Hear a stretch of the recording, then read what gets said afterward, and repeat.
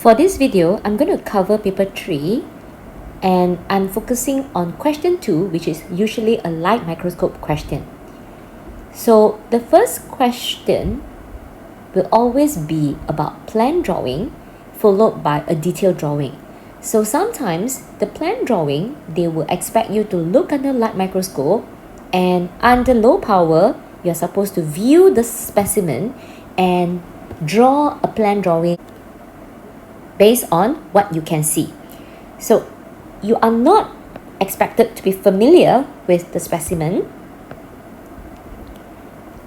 For this paper, instead of viewing under light microscope and draw, they have given you a specimen, and imagine if this is viewed under light microscope, you most likely can see this part of the leaf under the field of view.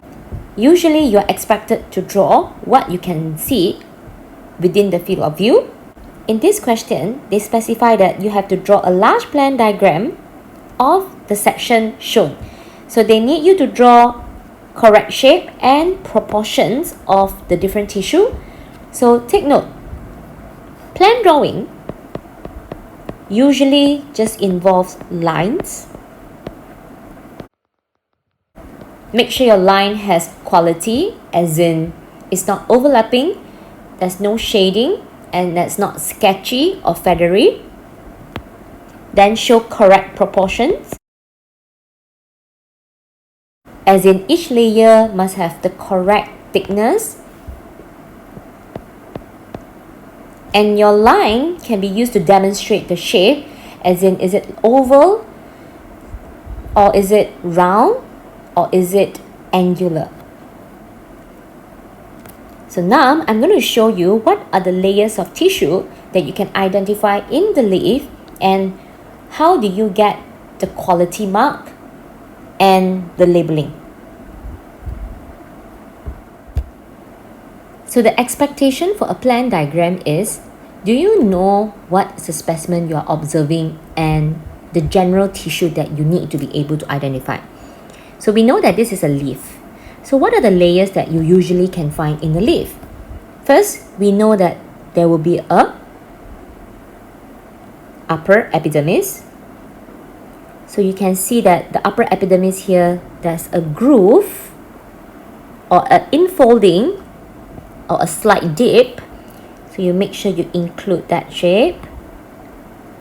And this epidermis seems like it has many layers, therefore you can show a bit thicker compared to the lower epidermis.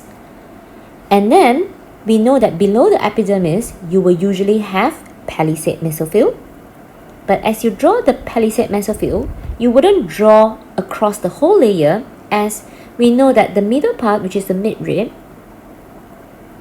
there are your vascular tissues such as xylem and phloem, which we're going to subdivide later. And it seems like the palisade mesophyll layer is actually thinner compared to your spongy mesophyll. How can you tell which one is a spongy?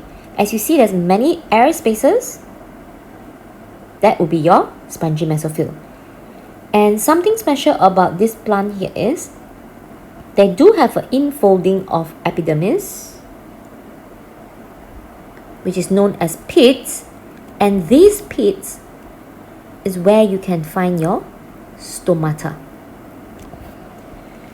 And always remember, to indicate a layer of tissue, you need two lines to represent the presence of the layer of tissue,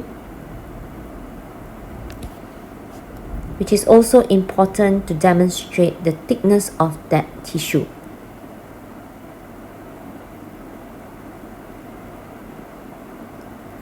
For plan drawing, we usually don't have to include cuticle or trichomes, which is this one, the stomatal hair, unless stated in a question. Now we have the rough idea of the layers of tissue. Let's subdivide what is within the vascular bundle. So you can see a very prominent green and red color layer. So the red color layer, you can see that there are rolls of some circular structure. That will be the xylem. And the darkly stained part, like usually looks like it's a bit green and with the packed cells, that will be the phloem. Later we will label that together. And you have smaller veins here on the left side and the right side of the plant tissue. We just draw a line right in the middle to indicate that there must be some xylem and phloem. Just a representative of few side or corner vascular bundle, which represents the smaller vein, will do. So now I will show you how it looks like if you put them in the space. So this is how the tissue will look like in a plan drawing. So now I'm going to label every single layer for you, since we're actually learning, but later we'll focus on what the question wants. So we know the upper layer will be upper epidermis. Remember, in exam, every labeled line needs to be ruled. That means you need to use a ruler to label so that the line will be straight. And the second layer below the upper epidermis will be your palisade, mesophyll. And the layer below palisade will be your spongy mesophyll.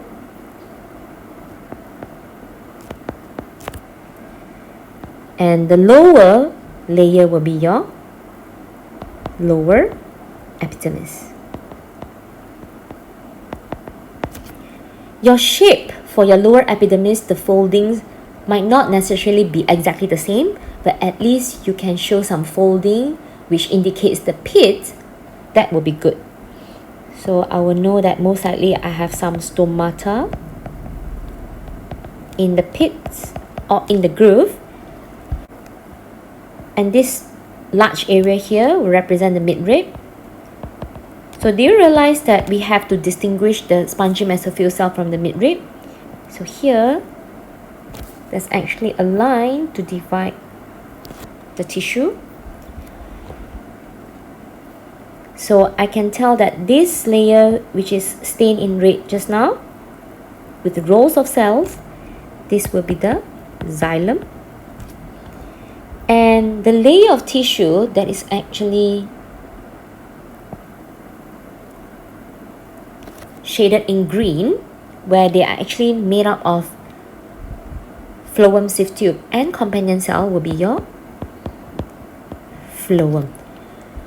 Your phloem is usually right next to your xylem. As for the cell above, that is below the upper epidermis, that could be a collenchyma. If you see that the cells are actually having a thick wall, which is meant for support, that's known as collenchyma.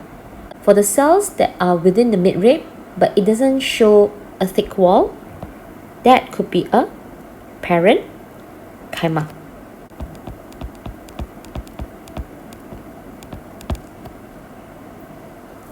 So how the marks is going to be awarded for this question? For 6 marks, usually the first mark will be for the quality of your drawing. So the quality of your drawing includes the size. The size needs to be more than half of the space given, or at least you have 6 to 8 cm. That's the rule.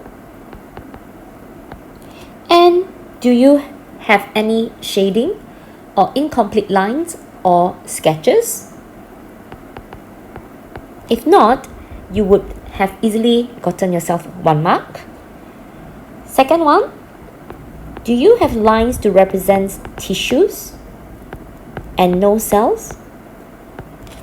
So take note, I do have students who actually misunderstood all the circles within the xylem as a tissue, and as you draw the cells or the circles inside, the vessels will represent the cell, and this will make you disqualified for the tissue mark or the cells mark, because when you're drawing circles, it represents a cell, then it shows that you don't understand what is meant by plan diagram.